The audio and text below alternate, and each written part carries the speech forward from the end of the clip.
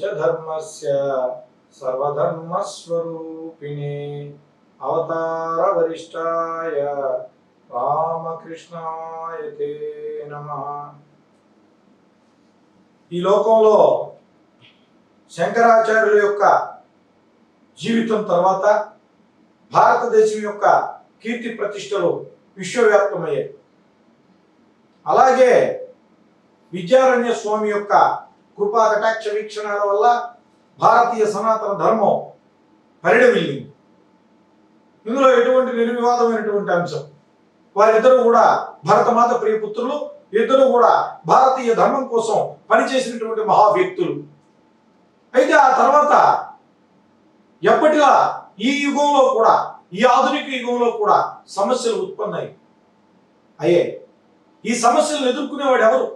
British వాడి యొక్క దాస్య శృంఖలాల నుంచి ఆత్మ నిర్ణీత భావంతో బతుకుతున్నటువంటి ఈ జాతిలో ఆత్మవిశ్వాసాన్ని రగిలించేవాడు ఎవడు అన్నప్పుడు మరో మహాత్ముడు, మరో పుణ్యపురుషుడు, మరో పూజనీయుడు, మరో వందనీయుడు జన్మించాడు. ఆయన్నే మనం స్వామి వివేకానంద అని పిలుచుకుంటున్నాం. స్వామి వివేకానంద ఈ లోకంలోకి వచ్చి ఆకాశం కింద ఉన్నటువంటి సూర్యుడు అస్తమించినటువంటి బ్రిటిష్ సామ్రాజ్యాన్ని పడమటదారి పట్టించడానికి కావలసినటువంటి ఆత్మవిశ్వాసాన్ని ఈ జాతిలో రగిలించినటువంటి వ్యక్తి 1893లో స్వామి వివేకానంద. ఇది ప్రపంచానికి అంతా తెలిసినటువంటి సత్యం, చారిత్రక సత్యం. ఈ సందర్భంలో ఆయన సాధించినటువంటి ఘన విజయాలలో ప్రధానమైనటువంటి విజయం అమెరికాపై విజయం, బ్రిటన్పై విజయం. ఆ విజయాలలో ఆయన భక్తులు, ఆయన అనుయాయులు, ఆయన యొక్క సోదరులు, ఆయన యొక్క ఆత్మీయులు ఓ మాట అడిగారు ఆయన సభలో. స్వామీజీ, ఈ లోకంలో ఆయుష్, విద్య, యశస్సు, బలం ఎలా పెరుగుతాయి? అందరం మనుషులుగానే పుడుతూ ఉన్నాం, మనుషులుగానే పెరుగుతూ ఉన్నాం, మనుషులుగానే మరణిస్తూ ఉన్నాం. తిరిగి మీరు చెప్పినటువంటి ప్రకారం జాతస్య హి మరణం ధ్రువం, ధ్రువం మృతస్ జన్మచ అని చెప్తూ ఉన్నారు. చనిపోయిన వాడు పుడతాడని, పుట్టినవాడు చనిపోతాడని, మరణించడానికి అవకాశమే లేదనేటటువంటిది మీరు చెప్తూ ఉన్నారు కదా. మరి ఆయుర్విద్య యశోబలాలు ఎలా వస్తాయంటే స్వామి సరళంగా సుందరంగా నవ్వుతూ ఇలా అన్నాడు, అభివాదన శీలస్య నిత్యం వృద్ధోపసేవిన చత్వారి యస్య వద్దంతే ఆయుర్విద్య యశోబలం.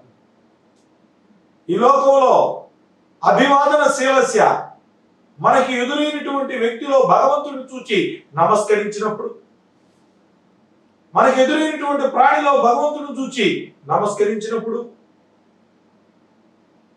నిత్యం వృద్ధోపసేవిన, ప్రతిరోజు కూడా మనకంటే వయస్సులో పెద్దవాళ్ళని, మనకంటే జ్ఞానంలో పెద్దవాళ్ళని, మనకంటే పూజనీయతలో పెద్దవాళ్ళని, మనకంటే వందనీయతలో పెద్దవాళ్ళని, మనకంటే ఆత్మీయతలో పెద్దవాళ్ళు ఎవరైతే ఉన్నారో, ఎవరైతే ఈ లోకానికి మంచిని పంచుతున్నారో అటువంటి మంచి వ్యక్తులకి నమస్కరిస్తే, సేవ చేస్తే చత్వారియస్య వర్ధంతే, అటువంటి వ్యక్తికి 4 వృద్ధులు కలుగుతాయి: ఆయుష్, విద్య, యశస్సు, బలం. మనం అలాగే ఉన్నాం. మన శ్రీరామచంద్రుడు అలాగే ఉన్నాడు. తనకంటే పెద్దవాడైనటువంటి తండ్రి అయినటువంటి దశరథ మహారాజు యొక్క వాక్కుని సత్యం చేశాడు. 14 సంవత్సరాల పాటు అరణ్యవాసాన్ని అనుభవించినటువంటి ఓ మహా సత్యవాది. అదేవిధంగా కృష్ణుడు ఉన్నాడు.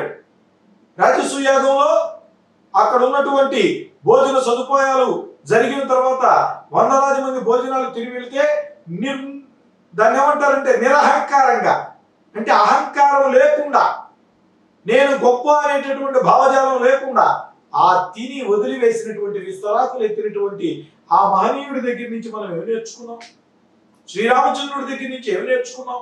ఈ రోజు శ్రీరామచంద్రుడు ఈ దేశంలో పుట్టాడు.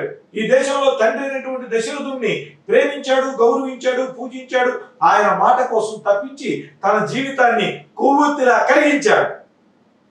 మరి వేళ యువతలో కనిపిస్తున్నటువంటి విషయాలు ఏమిటి? తల్లిదండ్రులు నిజంగా గౌరవిస్తున్నారా? తల్లిదండ్రుల కోసం నిజంగా పనిచేస్తున్నారా?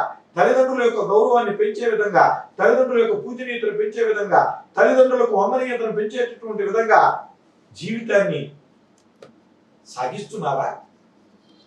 ఎందుకు సాగించలేకపోతున్నారు?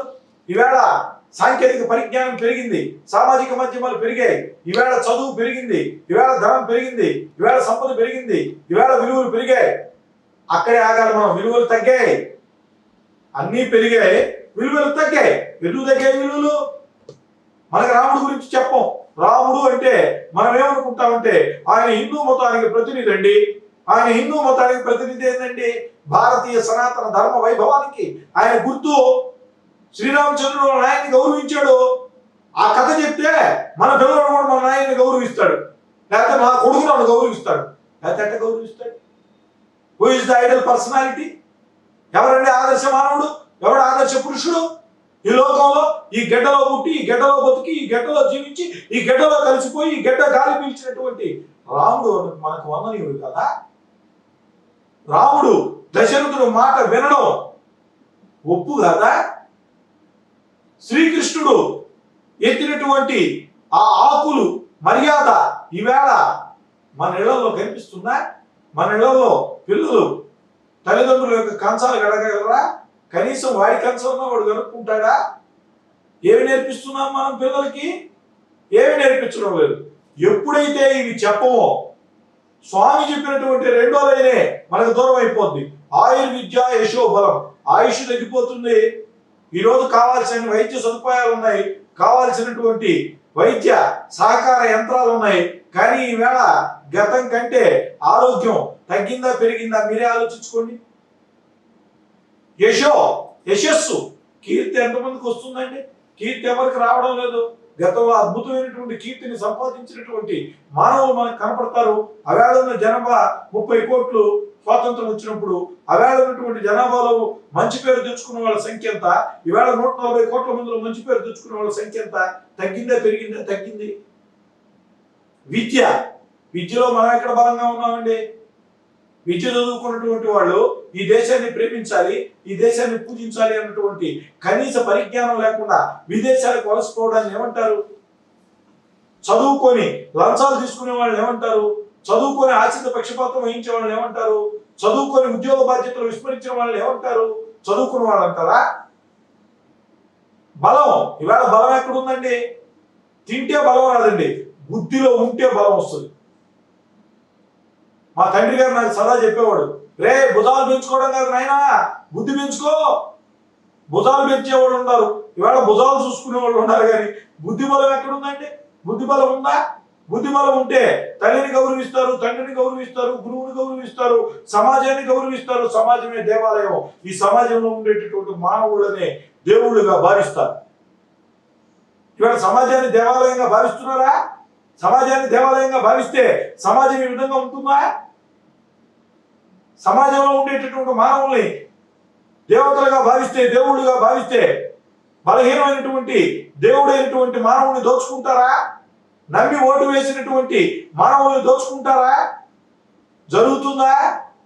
ఇప్పుడు చెప్పండి. స్వామి వివేకానంద ఆ రోజు అమెరికాలో చెప్పాడు. ఆయన, అయ్యా ఈ లోకంలో ఆయుష్, విద్య, యశస్సు, బలాన్ని పెంచుకోవాలంటే ఏం చేయాలంటే ఆయన చెప్పాడు. రెండే మాటలు చెప్పాడు. 2 slogans is given by Swami Vivekananda. Is ఎందుకు వాడారంటే ఆయన ఇప్పటికీ బతుకున్నాడు కదండి.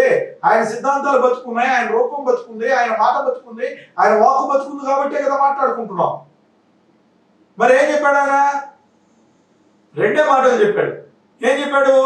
నీకు యశస్సు కావాలన్నా, బలం కావాలన్నా, నీకు విద్య కావాలన్నా, నీకు ఆయుష్ పెరగాలన్నా ఏం చేయాలి మనం? నిత్య వృద్ధోపసేవిన అభివాదనశీలస్య.